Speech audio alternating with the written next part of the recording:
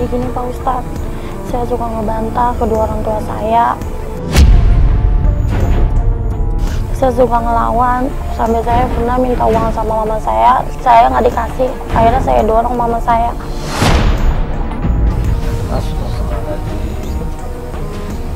Rahma tahu perbuatan yang Rahma lakukan itu sesuatu perbuatan dosa besar. Jadi selama ini Rahma tinggal sama orang tua? Saya ngekos. Terus ngekosnya itu bayarnya uang dari mana? Saya bayar itu. Saya frustasi Pak Ustadz. Saya dijurumusin sama teman saya sendiri.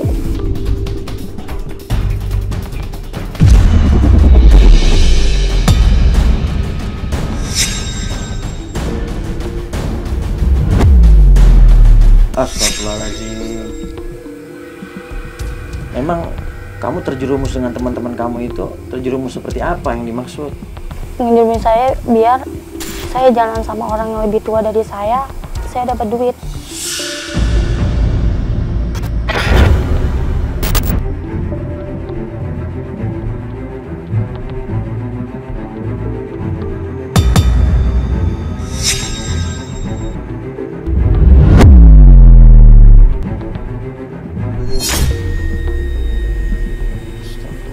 Maksudnya apa nih? Ngejual diri saya. Astagfirullahaladzim. La haula wa la quwata illa billah.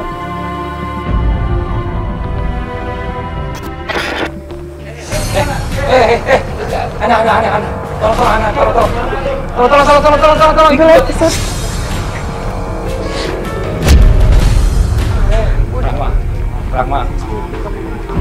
Rahma, selesaiin dulu proses muhasabah sama Ustaz, biar Rahma juga lebih lega hatinya.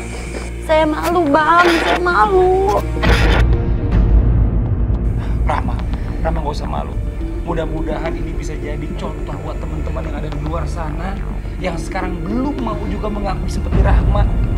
Jadi mau mengakui kesalahannya dan tidak akan melakukan lagi hal yang seburuk ini yang dilakukan. Aku juga bisa merasakan apa yang kamu rasakan. Tapi kamu tenang aja.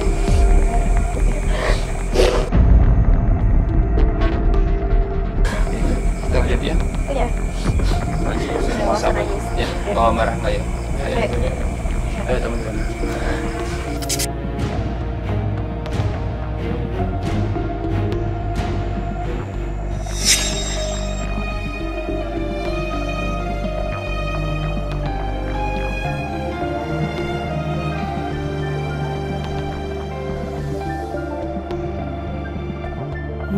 Bagaimana kau merasa bangga akan dunia yang sementara?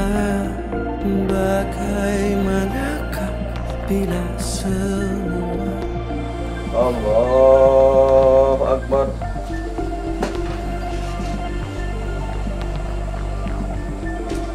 Bismillahirrahmanirrahim. Alhamdulillahirabbil alamin. Arrahmanirrahim. Maliki yaumiddin.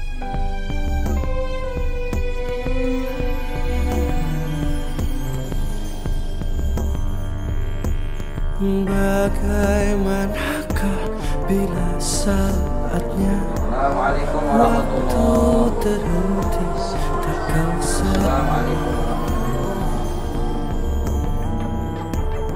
Bagaimanakah bila saatnya waktu terhenti tak kau. Ya pemirsa, setelah kemarin kita melewati proses muhasabah, sekarang kita masuk ke proses selanjutnya adalah shock terapi. Shock terapi ini sepertinya kali ini Ustadz menyiapkan banyak hal nih Ustadz. Apa aja bisa dijelaskan Ustadz? Ya begini Bang Fadli. Ya Ustadz. Kita siapin shock terapi untuk malam hari ini.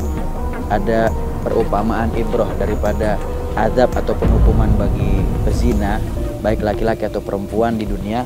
Dan yang kedua, azab bagi mereka nanti di neraka Allah Subhanahu wa taala. Nah, yang hari ini akan coba diberikan apa nih Ustadz? Kita akan perlihatkan bagaimana proses rajam. Ya.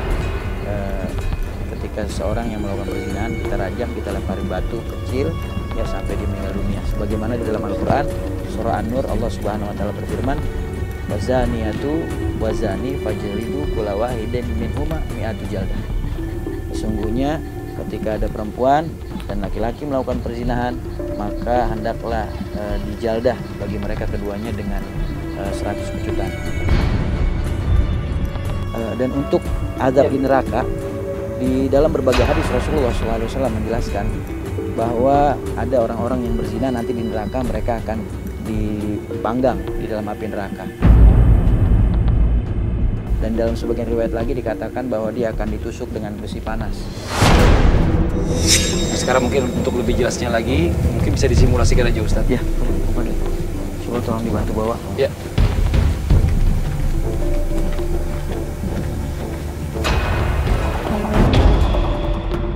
Mbak Rahma, ini sekarang kita memakai peraga dulu. Peraga kita gunakan ini adalah boneka. Mbak Rahma perhatikan baik-baik. Ya. Nanti kita akan lanjutkan lagi.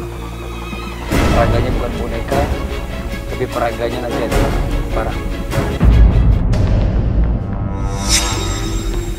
Bagaimana santri siap? Ustaz geser sedikit.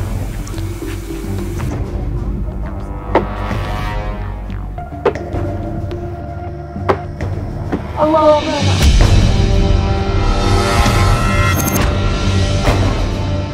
Astagfirullahaladzim.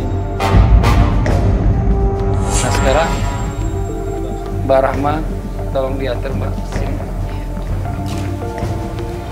Di posisi tadi boneka. Ya. Dan ini maaf, tolong dipakai Mbak Rahma. Pak Ustadz, saya nggak mau kayak boneka tadi. Mbak Rahma. Tenang. Saya nggak mau Pak Ustadz. Ini balasan buat orang-orang yang melakukan perbuatan zina di dunia. Ini hukumannya. Saya nggak mau kayak boneka yang tadi. Saya takut Pak Ustadz. Kalau kamu tidak mau diperlakukan seperti boneka yang tadi, maka tinggalkan perbuatan perzinahan. Lempar apa? Oke, gimana Ustadz? Ya. Para santri udah siap semuanya? Siap. Mbak Rahma siap? Siap Pak Ustadz. Istighfar. Astagfirullahaladzim. Astagfirullahaladzim.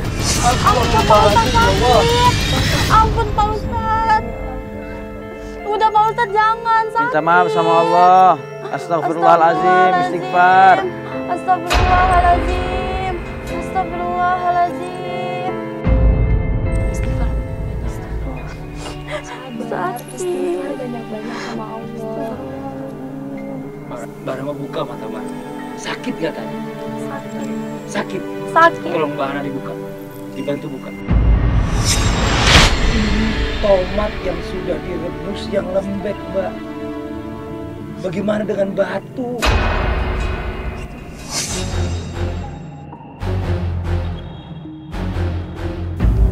Bayangkan baik-baik Mbak. Apa Mbak Rahma masih mau melakukan hal tersebut? Apa Mbak Rahma masih mau mengulanginya lagi Mbak? Enggak. Mbak Rahma yakin? Mbak Rahma yakin? Yakin. Yakin Mbak Rahma?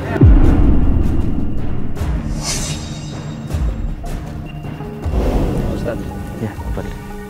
ini gimana Pak Ustaz? Kita mau lanjutin lagi shock terapi yang berikutnya. Ya, kita perlihatkan bagaimana ibroh nanti di neraka.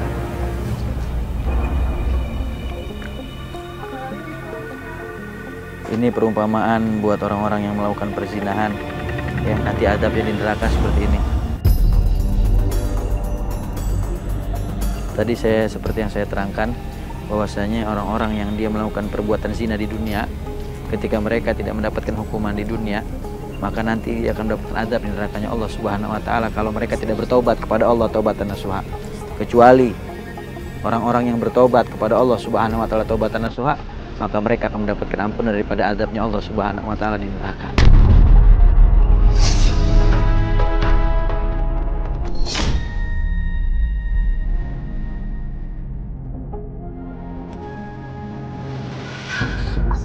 Pak Ustadz, saya nggak mau, Pak Ustadz.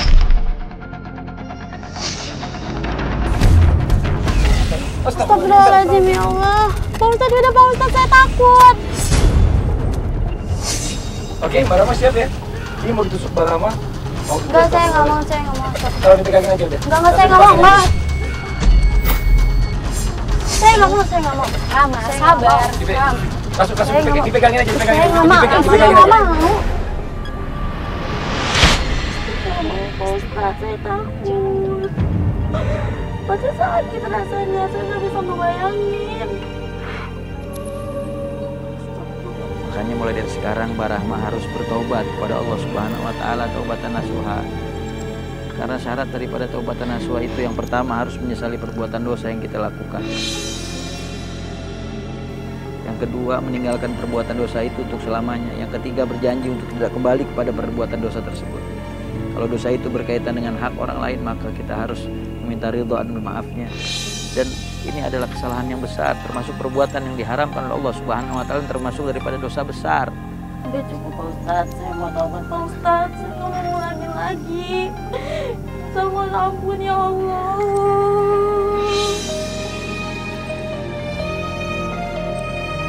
Mama, maafin aku, ya Allah. Mama banyak salah. Maafin aku, Mama. Tapi saya ngulangin lagi.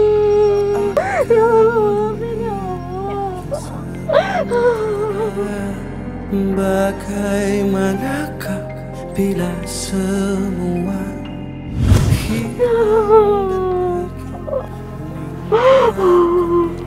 Udah, kamu nikmati sebentar. Gak usah ngulangin yang lalu.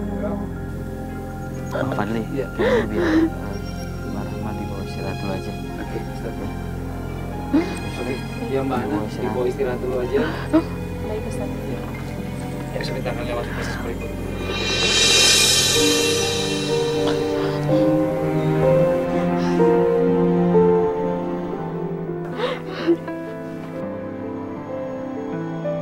Buat pemirsa yang ada di rumah, sekarang kita masuk ke proses yang terakhir, proses muzakarah, di mana kita akan mengkafani target kita hari ini, tamu kita Mbak Rahma.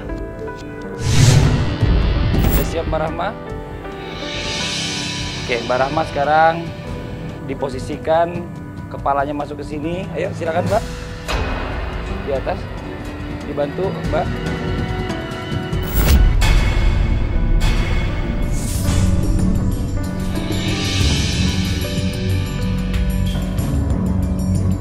Saya takut, Pak Ustadz. Saya nggak mau, Pak Ustadz. Saya takut. Nggak apa-apa, bismillah. Enggak, saya takut. Enggak, saya takut. Oke. Pak, kita semua bakal ngelindungin kamu kok. Mbak Ana, nggak apa-apa, biar tunggu dulu aja. Sekarang sebelum dikafani, Mbak Rahma bisa terus berbicara. Coba diisi.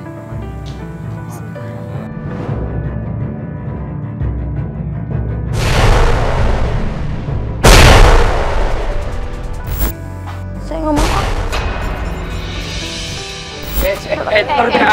Tolong pegang, Saya nggak mau, Pak Ustadz. Gitu. Lu nggak ngerasain apa yang gua rasain. Tapi kamu harus ngejalanin ini semua. Saya Ini nggak proses mau. terakhir Rahma. Insya Allah mudah-mudahan dari proses zikrul maut ini kamu jadi inget mati, jadi bertobat sama Allah Subhanahu wa taala, ninggalin dosa yang pernah kamu lakuin semuanya. Dan hati kamu bisa berubah menjadi orang yang lebih baik lagi.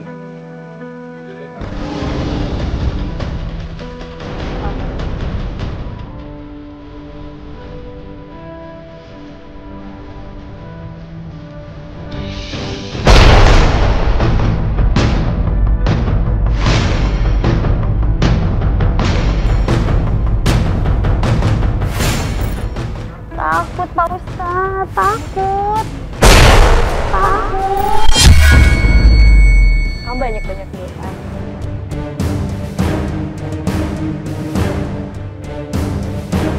Pak Ustadz takut. Istighfar Rahma, istighfar Rahma. Tahu Pak Ustadz, saya belum mau. Oke, Kita semua bakal bertemu dengan kematian sekarang ataupun nanti. Cuman kita tinggal nunggu waktu kapan nyawa kita dicabut oleh Allah Subhanahu wa taala. Mbak Rahma dengar saya. Iya. Mbak Rahma, mungkin ada yang mau disampaikan. Seandainya pada saat kita kafan di saat ini dan Mbak Rahma nggak kembali lagi gitu, apa yang mau disampaikan kepada orang tua Mbak Rahma?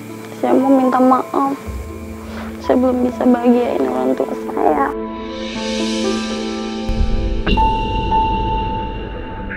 Saya cuma bisa bikin susah.